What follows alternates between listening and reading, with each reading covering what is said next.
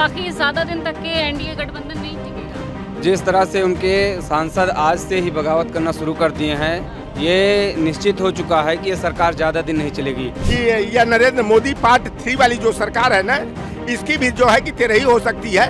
इस तरह आप मीडिया के लिए और लोकतंत्र को बचाने के लिए जो सच्चाई का सामना कर रहे हैं वो संजय शर्मा जी 4 PM पे कर रहे हैं और उनकी टीम को और उनको मैं धन्यवाद देता हूँ। 22 जनवरी को इन्होंने इस आशय से किया क्योंकि इनकी मंशा भारतीय संविधान को खत्म करने की थी।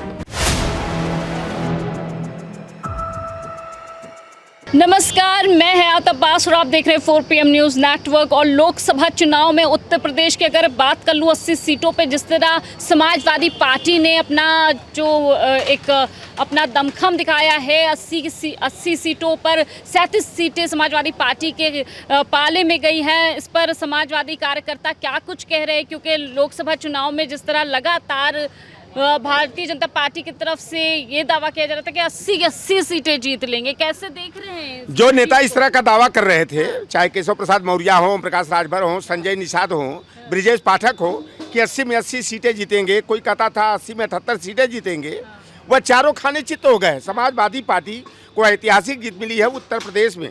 37 लोकसभा सीटें जीत करके देश की तीसरे नंबर की और उत्तर प्रदेश की पहले नंबर की पार्टी बनी है। और बड़े बड़े दावे करने वाली भारतीय जनता पार्टी की पोल पट्टी खुल गई है कि वह दूसरे नंबर की पार्टी के रूप में 33 सीटों पर उसको विजय हासिल हुई है और 3 उनके सहयोगियों को मिली है और 5-6 सीटें तो ये ज़बरदस्ती, चाहे बांसगांव की सीट हो, फूलपुर की सीट हो, फर्रुखाबाद, अलीगढ़ और मेरठ की सीट हो, इन लोगों ने ज़बरदस्ती जो है कि काउंटिंग में हेरा फेरी करके, काउंटिंग को बीच में रोक करके जो है कि जीतने का काम किया है। अन्यथा जो है कि इंडिया गठबंधन जो है 50+ सीटें जो है कि उत्तर प्रदेश में जीत करके इनको सत्ता से बाहर कर सकती थी। और सबसे बड़ा उत्तर प्रदेश की सीट की जो सबसे ज्यादा चर्चा है वो है अयोध्या सीट की, क्योंकि राम को कहते थे हम लेकर आए और राम ने अपने घर तक में नहीं घुसने दिया। देखिए, भारतीय जनता पार्टी कहती थी जो राम को लाए हैं राम उनको लाएंगे, लेकिन राम के नाम पर इन्होंने नाटकबाजी जो किया, धार्मिक उन्माद पैदा करने का काम किया और इस बार ये सोचे थे कि राम के नाम पर हम अपना बेड़ा पार कर लेंगे। लेकिन उस समय सनातन परंपरा में, हमारे हिंदू धर्म व्यवस्था में या तमाम धर्माचार्य थे, शंकराचार्य थे, उन लोगों ने कहा कि अब सगुन घड़ी में जो है कि राम मंदिर का जो है कि उद्घाटन हुआ है, राम की प्रतिमा में प्राण प्रतिष्ठा हुई है। देखिए, हमारे हिंदू धर्म के अनुसार जो है चैत्र शुक्ल नवमी को रामनवमी का त्यौहार सारे हिंदू धर्मावलंबी मनाते हैं। लेकिन इन्होंने जिस दिन भारतीय संविधान को 22 जनवरी को अंतिम रूप दिया गया था, स्वीकारता दी गई थी, 22 जनवरी को इन्होंने इस आशय से किया क्योंकि इनकी मंशा भारतीय संविधान को खत्म करने की थी। और इन 22 जनवरी को इन्होंने राम मंदिर का उद्घाटन किया और जहां इनकी कार्यशाला चलती है, धार्मिक वर्कशॉप का लीजिए, अयोध्या में एक नारा लग गया कि न मथुरा न काशी, अयोध्या में अब की अवधेश पासी। और एक दलित का बेटा, जहां पर मंदिरों में दलित को जान करके प्रवेश करने से रोका जाता है, अखिलेश यादव जी कन्नौज के चुनाव प्रचार के दौरान गौरी शंकर मंदिर में गए तो वहां पर पानी का टैंकर लगा के गंगा जल से धुलवाने का काम किया। तो ये भारतीय जनता पार्टी का असली चेहरा है। अब ये मुँह छिपाने के लिए कर रहे हैं कि ये समाजवादी पार्टी और कांग्रेस पार्टी के नेता राहुल गांधी और अखिलेश यादव ने गलत प्रचार किया कि भारतीय जनता पार्टी संविधान को मिटाना चाहती है। अरे भाई, हम लोग संविधान में आशा रखते हैं। मैं उन भारतीय जनता पार्टी के बेईमानों से यह जानना चाहता हूं कि क्या लल्लू सिंह जो अयोध्या से भाजपा के सांसद थे, उन्होंने क्या कहा था 400 पार सीटें जीतना है, नया संविधान लागू करना है। अनंत हेगड़े कर्नाटक से भाजपा का सांसद, उसने कहा।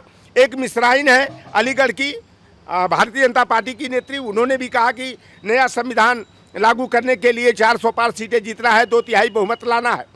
तो ये जो है ना कि ऊँट चुराए निहुरल जाए, इस तरह का काम जो है भारतीय जनता पार्टी करती है। और केवल अयोध्या ही नहीं, अयोध्या मंडल की 5 सीटें हैं, अंबेडकर नगर, अयोध्या और सुल्तानपुर समाजवादी पार्टी, अमेठी और बाराबंकी में जो है कांग्रेस पार्टी के प्रत्याशी चुनाव जीते हैं। दूसरी कार्यशाला इनकी वाराणसी थी। प्रधानमंत्री को जो है कि एन केन प्रकारेण जो है कि वाराणसी सीट पर जीत मिली है और जो शेष 4 सीटें उस मंडल की हैं, चाहे मछली शहर हो, जौनपुर हो, गाजीपुर, चंदौली हो, वहाँ समाजवादी पार्टी को जीत हासिल हुई। और प्रयागराज को यह राम से जोड़ करके, संगम से जोड़ करके, कुंभ मेला में आडंबर खड़ा करके जिस तरह नाटकबाजी कर रहे थे, एन केन प्रकार बेईमानी करके फूलपुर की केवल सीट जीते हैं। इन्हें प्रयागराज की सीट हो, चाहे कौशाम्बी की सीट हो, चाहे प्रतापगढ़ और फूलपुर की सीट हो, इनको मुंह की खानी पड़ी है। तो ये जनता है, सब कुछ जानती है। अब जनता जो है राम के नाम पर, मंदिर के नाम पर जो है और देने वाली नहीं है कि यह नरेंद्र मोदी पार्ट 3 वाली जो सरकार है ना, इसकी भी जो है कि तेरही हो सकती है। और नहीं तो किसी तरह से बहुत करें ना तो हमारे मुस्लिम भाइयों में एक 40वां चलता है, तो 40वां इनकी होने वाली है और इंडिया गठबंधन की सरकार बनेगी। क्योंकि जो जनादेश मिला है, जनता ने जो मत दिया है वह परिवर्तन के लिए दिया था, संविधान, लोकतंत्र और सामाजिक न्याय को बचाने के लिए दिया था, नौकरी रोजगार के नाम पर दिया था, महंगाई को कम करने के नाम पर दिया था। लेकिन भारतीय जनता पार्टी ने जिस तरह से ईवीएम में हेरा फेरी करके और प्रशासनिक मदद से जो है कि सीटों को जीत करके सत्ता में आई है, यह ज़्यादा दिनों तक सत्ता में टिकने वाली नहीं है। क्या वाकई ज़्यादा दिन तक के एनडीए गठबंधन नहीं टिकेगा? जिस तरह से उनके सांसद आज से ही बगावत करना शुरू कर दिए हैं, ये निश्चित हो चुका है कि ये सरकार ज़्यादा दिन नहीं चलेगी। और जो हमारी सरकार, सपा सरकार हो, समाजवादी पार्टी या कांग्रेस हो, जो नारा दिया था कि हम महिलाओं को पेंशन देंगे, युवाओं को रोजगार देंगे, तो उस पर जो जनादेश मिला, ये बहुत बड़ी बात है। और इस पे जो संविधान सबसे बड़ा मुद्दा था और वो बहुत कारगर हुआ।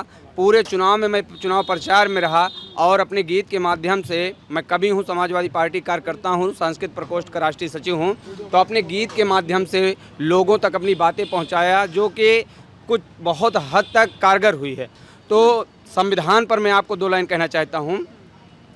छिन जाएगा इस देश का सम्मान साथियों, छिन जाएगा इस देश का सम्मान साथियों, बाकी नहीं रहेगा संविधान साथियों, छिन जाएगा इस देश का सम्मान साथियों, बाकी नहीं रहेगा संविधान साथियों। अधिकार के लिए तुम्हें लड़ना ही पड़ेगा, अधिकार के लिए तुम्हें लड़ना ही पड़ेगा, एक साथ चलो हिंदू मुसलमान साथियों, एक साथ चलो हिंदू मुसलमान साथियों। और इसी फंडे पर चली और जो जनाधार मिला समाजवादी पार्टी को उत्तर प्रदेश में, इसी की देन है। चलिए और लोगों से बात कर लेते हैं। मेरा नाम माजिद सिद्दीकी है। माजिद सिद्दीकी, मुजफ्फरनगर से। अच्छा, मुजफ्फरनगर से हैं। कैसे देख रहे हैं 80 सीटों पे कह रहे थे पूरी 80 के 80 सीटें भारतीय जनता पार्टी को, आज बैसाखी की जरूरत पड़ रही है सरकार को, क्या लगता है? सबसे पहले तो मैं आपका शुक्रिया अदा करना चाहूँगा, क्योंकि आपके चैनल के साथ भी 2022 के अंदर आपका चैनल बंद कर दिया गया था। क्योंकि जब से मैं देख रहा हूँ कि किस तरह आप मीडिया के लिए और लोकतंत्र को बचाने के लिए जो सच्चाई का सामना कर रहे हैं, वो संजय शर्मा जी 4 PM पे कर रहे हैं और उनकी टीम को, और उनको मैं धन्यवाद देता हूं। और रही 80 सीटों की बात, अभी उत्तर प्रदेश के अंदर आपने देखा होगा किस तरह से 80 में 80 बोल रहे थे, और मीडिया बहुत बड़ा इसके अंदर ख़ास करके इसमें एक प्रोपोगंडा चला रहे थे कि 400 पार, मगर जब नतीजा है तो आपने देखा कि धराशायी, पत्तों की तरह धराशायी हो गई। इनके मीडिया का जो सर्वे था वो सब ख़त्म हो गए हैं, मगर आपका सर्वे सही निकला है, 4 PM का सर्वे सही निकला है, मैं ये कहना चाहूँगा। अच्छा, कैसे देख रहे हैं? कह रहे हैं कि बैसाखी वाली सरकार है, खासकर विपक्ष भी चुप है। अगर बात करूं इंडिया गठबंधन की, खामोश है, और ऐसे क्यास लगाए जा रहे हैं कि 6 महीने के अंदर ही एनडीए सरकार गिर जाएगी, टूट जाएगी। कैसे देख रहे हैं? देखिए, ये सरकार जो है ये विकलांग सरकार है और इसको बैसाखी की ज़रूरत पड़ी है। और ये बैसाखी पे आई है, और आप देखिए आने वाले टाइम के अंदर ये बैसाखी इनसे छिन जाएगी और इसके अंदर सरकार में सिर्फ उठवल होगा और ये सरकार फिर इंडिया गठबंधन बनाने जा रहा है। और बड़ी बात यह है कि इस बार मोदी सरकार नहीं बल्कि एनडीए सरकार कहा जा रहा है, और मजबूर सरकार कहा। ये मजबूर सरकार है जो किसानों के खिलाफ है, युवाओं के खिलाफ है, नौकरियां नहीं है, सिर्फ धर्म के नाम पर इन्होंने बात की है और राम जी के नाम पर चुनाव लड़ रहे हैं। राम इनके नहीं है, राम जी तो समाजवादी पार्टी और अखिलेश यादव जी के साथ है। उसका परिणाम ये है कि अयोध्या हार गए हैं। जहाँ पर राम जी हैं वहाँ पर भी इनको हार मिली है, तो राम जी भी इनसे नाराज हैं कि मेरा नाम राजनीति में इस्तेमाल मत करो। राम जो है वो पूरी दुनिया के हैं, किसी एक पार्टी के राम नहीं है। क्या भाजपा के राम थोड़ी है भाई, समाजवादी के भी राम है और सबके राम है। राम तो प्रभु राम है। तो बहुत अच्छी बात इन्होंने कही कि राम सबके हैं और शायद यही वजह है कि जो अहंकार था भारतीय जनता पार्टी का चकनाचूर हो गया है। फिलहाल क्या कुछ होगा, तमाम अपडेट के लिए 4PM देखते रहे। कैमरा पर्सन सत्यनारायण के साथ मैं हयात अब्बास, 4PM न्यूज़ नेटवर्क।